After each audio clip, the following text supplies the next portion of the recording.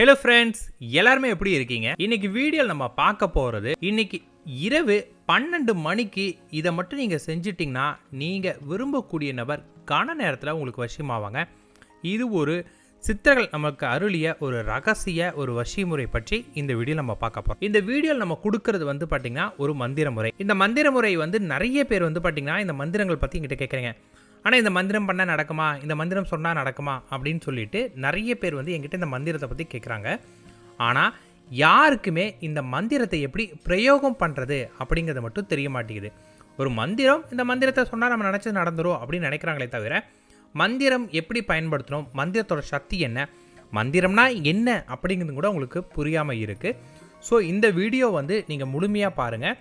இந்த வீடியோவில் மந்திரம்னா என்ன, அதை எப்படி பிரயோகம் பண்ணணும், அதை பிரயோகம் பண்ண உடனே நம்ம உடம்புல என்னென்ன மாற்றங்கள் நடக்கும், முதல்ல அந்த மந்திரம் நமக்கான மந்திரமா, இந்த மந்திரத்தை சொல்கிறனால நம்ம நினச்சது நடக்குமா அப்படிங்கிறத ஒரே நாளில் நம்ம எப்படி தெரிஞ்சுக்கிறது, மற்றும் நம்ம விரும்பக்கூடிய நபர் வந்து நம்மளை தேடி வரக்கூடிய சக்தி வாய்ந்த மந்திரமாக அதை எப்படி மாற்றுறதுங்கிற எல்லாத்தையுமே முழுமையாக உங்களுக்கு சொல்கிறேன். முதல்ல மந்திரங்கள் பற்றி சொல்கிறேன். மந்திரங்கள் அப்படிங்கிறது என்ன அப்படின்னு கேட்டிங்கன்னா, அது வந்து சாதாரணமாக நம்ம பயன்படுத்தக்கூடிய ஒரு வார்த்தைகள் தான். ஒரு வார்த்தையை தொடர்ந்து திரும்ப திரும்ப நம்ம சொல்லும்போது அதுக்கு சக்தி ஏற்றும். இப்போ நீங்கள் சொல்லக்கூடிய இந்த வார்த்தை, என் வாயிலேருந்து வரக்கூடிய வார்த்தை வந்து பார்த்தீங்கன்னா நீங்கள் காதில் கேட்குறீங்க, ஓகே. ஆனால் என் வாயிலேருந்து வந்த வார்த்தையை நீங்கள் காதில் கேட்ட பிறகு அந்த அலைவரிசையாக அது மாற ஆரம்பிக்கும். அந்த ஃப்ரீக்குவன்சி பிரபஞ்சத்தில் ஏதாவது ஒரு இடத்துல போய் நிற்குமே. இப்போ நம்ம வந்து பார்த்திங்கன்னா ஃபோனில் பேசுகிறோம். இப்போ ஒருத்தர்கிட்ட நம்ம பேசும்போது அது என்ன ஆகுது, இங்கேருந்து நம்ம பேசக்கூடியது டவருக்கு போய் அவங்களுக்கு போகுது இல்லைங்களா. அந்த டவராக வந்து பார்த்திங்கன்னா நம்ம பேசக்கூடிய வார்த்தைகளை ரிசீவ் பண்ணி இந்த பிரபஞ்சம் வச்சுருக்கும். இவ்வளோதான். இதை வந்து பார்த்திங்கன்னா நீங்கள் டவராக யூஸ் பண்ணிக்கலாம். நார்மலாகவே நம்ம பேசக்கூடிய எல்லாமே வந்து பார்த்திங்கன்னா பிரபஞ்சத்தில் ஸ்டோர் ஆகும். அது ஃபோனில் பேசுகிறதாலும் சரி, ஏன் நீங்கள் ஒரு ரேடியோவில் பாட்டு கேட்டால் கூட அந்த பாட்டும் கூட வந்து பார்த்திங்கன்னா பிரபஞ்சத்தில் ஏதோ ஒரு மூலையில் சுற்றிட்டு தான் இருக்குமே. கரெக்டாக அதே ஃப்ரீக்குவன்சி நீங்கள் யூட்டிலைஸ் பண்ணி அதே ஒளி அதிர்வுகளோடு நீங்கள் கொடுக்கும்போது உங்களுக்கு கிடைக்கும். இதை வேறு மாதிரி சொல்லலான்னு உங்களுக்கு சொல்கிறது எப்படின்னு கேட்டிங்கன்னா, இப்போ ஒரு கண்ணாடி பாட்டில் எடுத்து, ஒரு கண்ணாடி கிளாஸ் எடுத்து நீங்கள் வாய்க்கிட்ட வச்சுட்டோ இல்லை ஒரு ஸ்பீக்கர் கிட்ட வச்சுட்டு எவ்வளோ சவுண்டாக நீங்கள் போட்டாலும் அந்த கண்ணாடி கிளாஸ் உடையாது. இதுவே வந்து சரியான ஃப்ரீக்குவன்சி, அந்த சரியான வைப்ரேஷன் ஆகிற மாதிரி நம்ம கத்தும்போது அந்த கரெக்டான ஃப்ரீக்குவன்சியில் நீங்கள் கத்துனீங்கன்னா அந்த கிளாஸ் வந்து உடைய ஆரம்பிக்கும். ஸோ மந்திரங்களுமே அந்த சரியான உச்சரிப்போட சரியான ஃப்ரீக்குவன்சியோடு நீங்கள் பண்ணும்போது மட்டும்தான் அது உங்களுக்கு பயன்படுமே. ஸோ மந்திரம் வந்து பார்த்திங்கன்னா எல்லாருக்குமே பயன்படுமான்னு கேட்டிங்கன்னா நிச்சயமாக எல்லாருக்கும் பயன்படும். ஆனால் அதை ஏற்றுக்கொள்ளக்கூடிய தன்மை உங்கள் உடம்புல இருக்கணும். ஸோ மந்திரங்கள் வந்து பார்த்திங்கன்னா, நான் ஒரு மந்திரம் சொல்கிறேன், அதே மந்திரத்தை நீங்களும் சொன்னால் உங்களுக்கும் நடக்கும் அப்படின்னு நான் சொன்னேன்னா அது பொய். அப்படிலாம் நடக்கவே நடக்காது. ஏன்னா என் உடம்புல இருக்கக்கூடிய இந்த பிராணசக்தியும் உங்கள் உடம்புல இருக்கக்கூடிய பிராணசக்தியும் மாறுபாடு கண்டிப்பாக அடையுமே. உங்களோட லைஃப் ஸ்டைல் பொறுத்து மாற ஆரம்பிக்கும். இப்போ வந்து பார்த்திங்கன்னா உங்களுக்கு அந்த பிராணசக்தி கம்மியாக இருக்குன்னா நீங்கள் வந்து நிறையா ப்ரீத்திங் ப்ராக்டிஸ் நிறையா பண்ண வேண்டியது இருக்கும். இந்த மாதிரி நிறைய ப்ராக்டிஸ் பண்ணிங்கன்னா உங்களுக்கு அந்த பிராணசக்தி வரும். அதன் பிறகு நீங்கள் வசியம் பண்ணி சக்ஸஸ் பண்ணிக்கலாம். நிறைய பேருக்கு வசியம் ஃபெயிலியர் ஆகிறதுக்கான மிக முக்கியமான காரணமே அவங்க உடம்புல அந்த பிராணசக்தி இல்லாமல் இருக்கிறது தான். இதில் 100க்கு 99% இது வரைக்கும் நீங்கள் மோஸ்ட் ப்ராபப்லி எனக்கு தெரிஞ்சு யூடியூப்பில் யாருமே இதை சொல்லியிருக்க மாட்டாங்க. இந்த பிராணசக்தியை புரிஞ்சிக்காத ஒரே தன்மையினால் தான் வந்து பார்த்திங்கன்னா மந்திரங்கள் உங்களுக்கு பலனளிக்காமல் போகலாம். ஒரு சில பேருக்கு அவங்க உடம்புல இயற்கையாகவே இருக்கும். இயற்கையாகவே பிராணசக்தி இருக்கிறவங்கள நீங்கள் பார்த்தீங்க அப்படின்னா அவங்க தொட்டதெல்லாம் தொடங்க ஆரம்பிக்கும். ஒரு செடி நட்டு வச்சாங்கன்னா உங்களுக்கு செடி நல்லா வளரும். அவங்கள யாராவது பார்க்கும்போது உனக்கு என்னடா நல்லா கைராசிக்காரன் அப்படின்னு சொல்லுவாங்க. அவங்க கண்ணை பார்த்தாவே ஒரு காந்த சக்தி இருக்கிற மாதிரி இருக்கும். இதை வச்செல்லாம் நீங்கள் தெரிஞ்சுக்கலாம் அவங்களுக்கு இருக்கா இல்லைன்னு. ரெண்டாவது, இன்னைக்கு நான் சொல்லக்கூடிய இந்த முறையை நீங்கள் பயன்படுத்தும் போது பண்ணின முதல் நாளே நல்லா தெரிஞ்சுக்கோங்க, இன்னைக்கு நீங்கள் பண்ணுறீங்க, இந்த மந்திரம் சொல்லி முடிச்ச உடனே உங்கள் உடம்புல மாற்றம் தெரியும். அப்படி மாற்றம் தெரிஞ்சிச்சுன்னா நீங்கள் கரெக்டாக பண்ணியிருக்கீங்க, இந்த மந்திரம் உங்களுக்கான மந்திரம், இந்த மந்திரம் ஒர்க் அவுட் ஆகும் அப்படின்னு அர்த்தம். எந்த விதமான மாற்றங்களும் தெரியல, எனக்கு ஒன்றுமே ஆகலைங்க, உடம்புல எந்த ஒரு டிஃப்ரென்ஸுமே தெரியல அப்படின்னா நீங்கள் முடிவு பண்ணிக்கலாம் இந்த மந்திரம் உங்களுக்கான மந்திரமே கிடையாது. இதை நீங்கள் பயன்படுத்துனீங்கன்னா 0 பலன் தான் உங்களுக்கு கிடைக்கும்.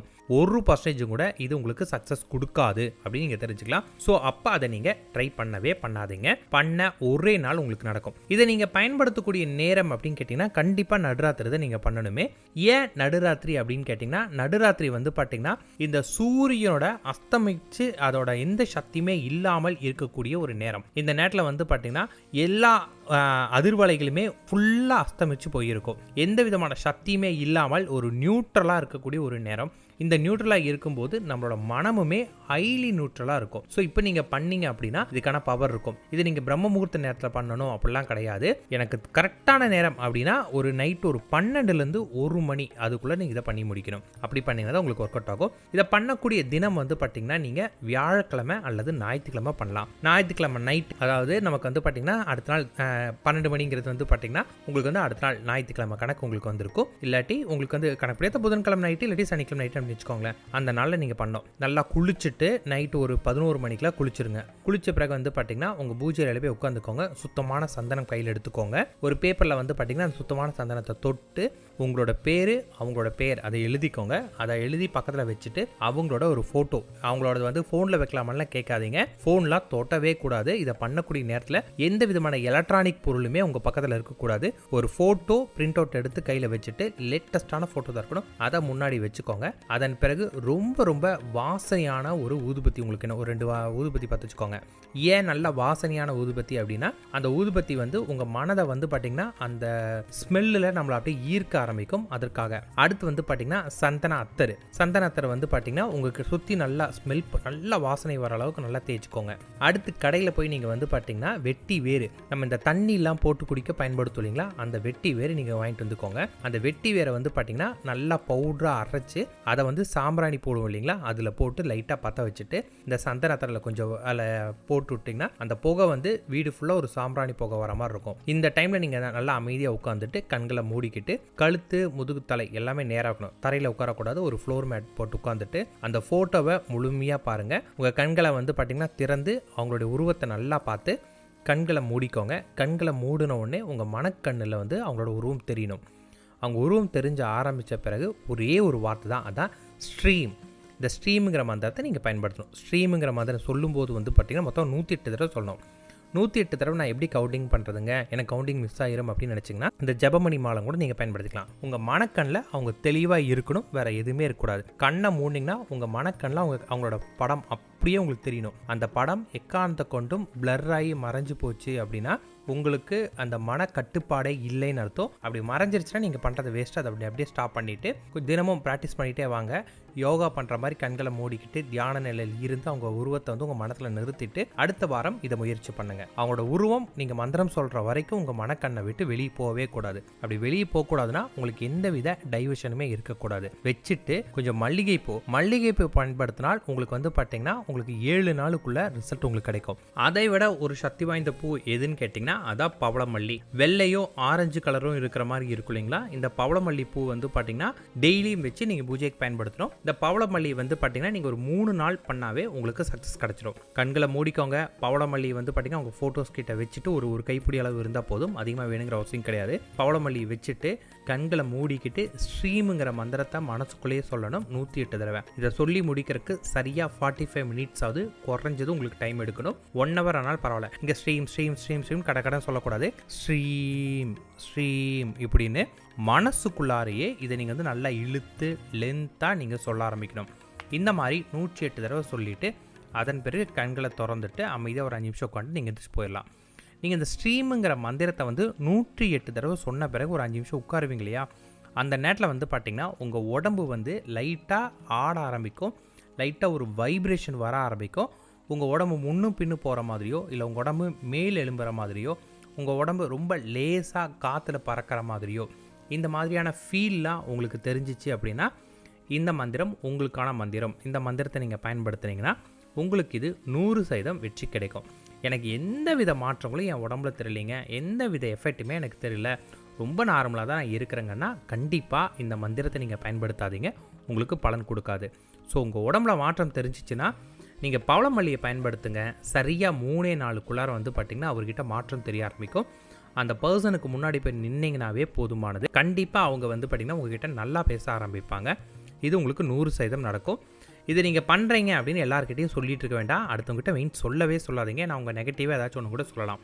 இது ஒரு வசிமுறை தான். ஸோ அதையும் சொல்லிடுறேன். இது வந்து பேசிக் தான். இது ரொம்ப பவர்ஃபுல்லான விஷயம்னு நான் சொல்ல மாட்டேன். பேசிக்கான விஷயம். அவங்க மனசில் உங்களுடைய ஆற்றலை, உங்களோட அட்ராக்ஷனை கொண்டு வரும். நல்ல பவர் கிடைக்கும். 3 நாளில் ரிசல்ட் கொடுக்கும். எனக்கு பவளமல்லி கிடைக்கலிங்கன்னா நீங்கள் சாதாரண மல்லிகைப்பூவே பயன்படுத்தலாம்.